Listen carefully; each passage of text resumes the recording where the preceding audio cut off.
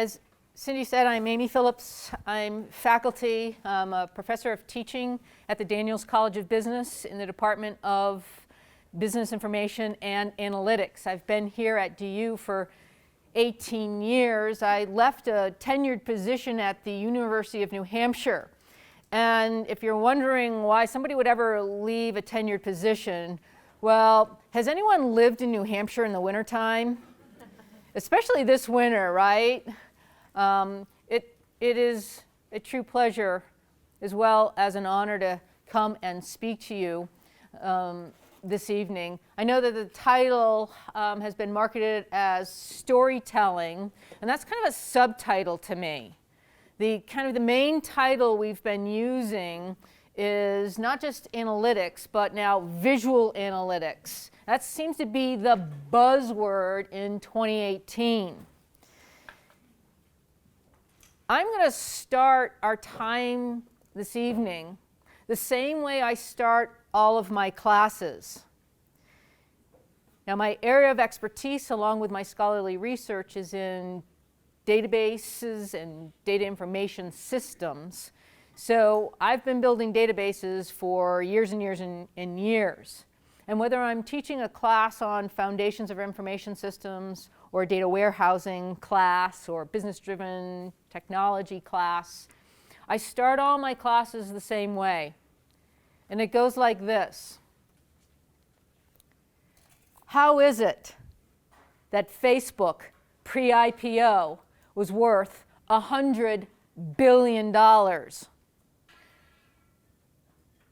More than Ford, Boeing, and the New York Times. Are you on Facebook, Jessica? Yes. Yep. How much a month do you pay for Facebook? $0. No, wait. 0? Yeah. You're playing with me. You on Facebook? Thank goodness, neither am I. Are you on Facebook? How much do you pay a month? Nothing. Nothing.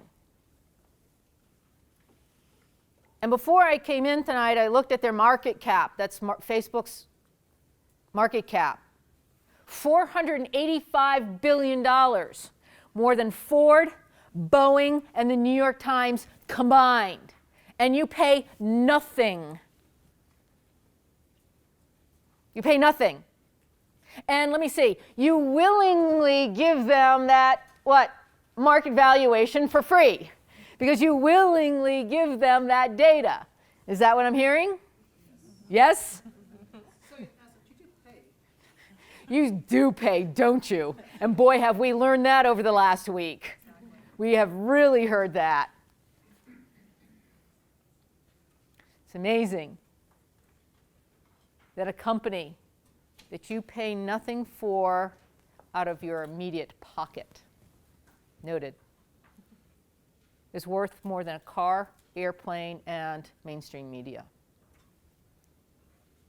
How is it that Zara, a relatively unknown firm here in the United States, is the world's largest in terms of sales volume retailer? How many of you even know Zara? Okay, good, at least half of you. Zara's co-founder, Mauricio Ortega, is on Fortune's wealthiest list. He's number 3. He's ahead of Warren Buffett. How does fashion beat finance? Would it surprise you that the answer is data? The answer is data. And you may be wondering, what about data? I'll actually cover that during our discussion this evening. How is it that Amazon, with one storefront, is disrupting and has disrupted, well, let's start listing them, right? One storefront. Barnes & Noble, Best Buy, Toys R Us.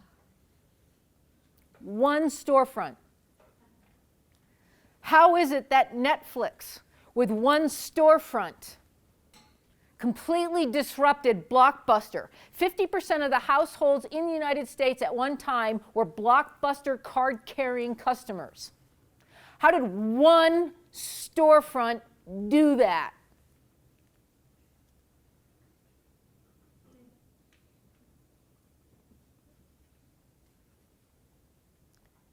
How is it that Instagram, with 13 full-time employees, put the nail in Kodak's coffin, a firm that was founded in 1888? At one time, Kodak had the largest corporate campus in the United States.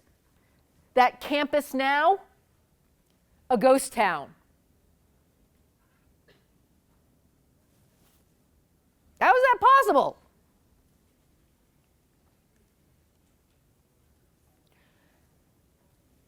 How is it that Uber, the world's largest, we'll just say ride-sharing firm, doesn't own one car? Or Airbnb, the world's largest accommodation provider, doesn't own one bed?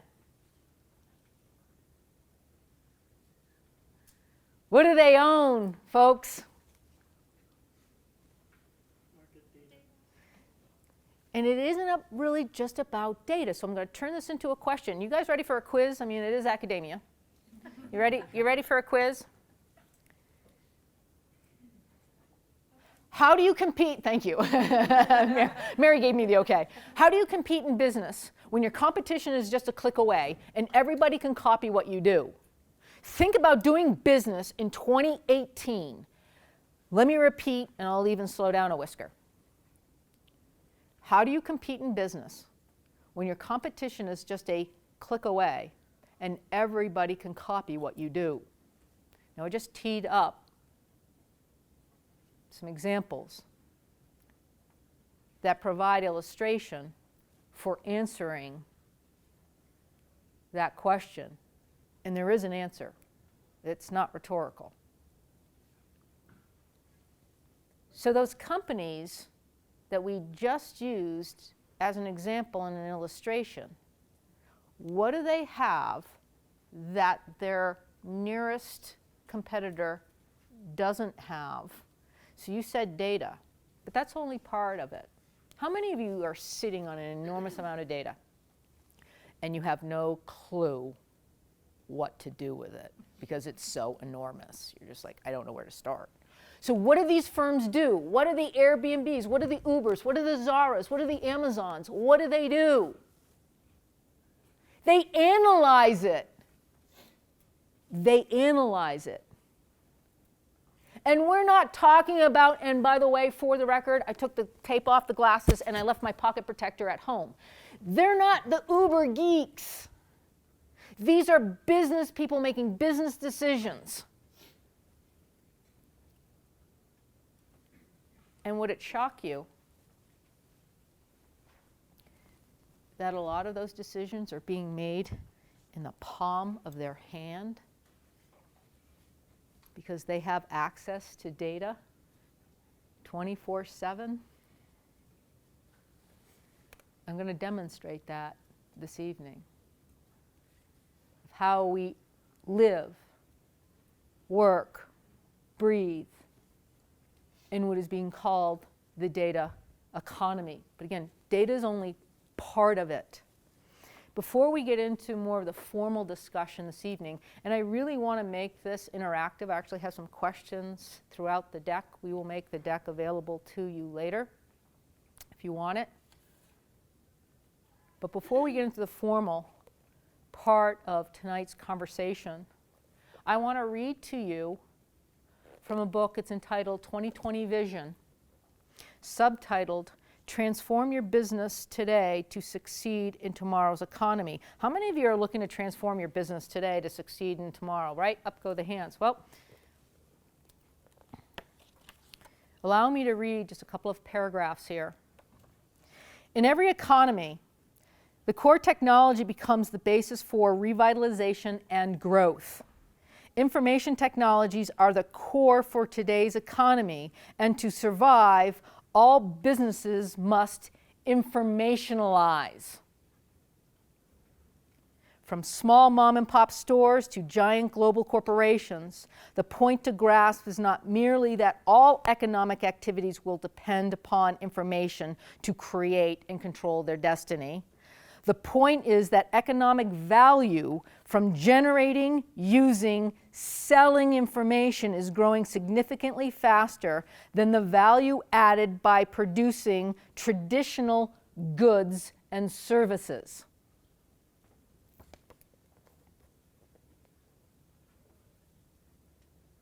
When was this written? 1991. It was the first non-textbook I started to use in higher education. When I read this, and I even met the author, got his autograph, written by a book by Stan Davis and Bill Davidson. This is my absolute favorite book in the whole wide world. And you can pick it up for pennies on Amazon, but it is worth much more than that, because everything the author said is still true today. How are we informationalizing? Could you imagine in 1991 reading about this? It sounded what? So 2020 vision. Wouldn't it be nice if you had 2020 vision? Well, myself, I actually would really appreciate having better eyesight, but they knew years ago, they, not just these two authors, but those of us that have been in the field working with data, knew that data was, I know this is going to sound cliche, was a huge competitive advantage. But it wasn't how much we had, it's how we used it.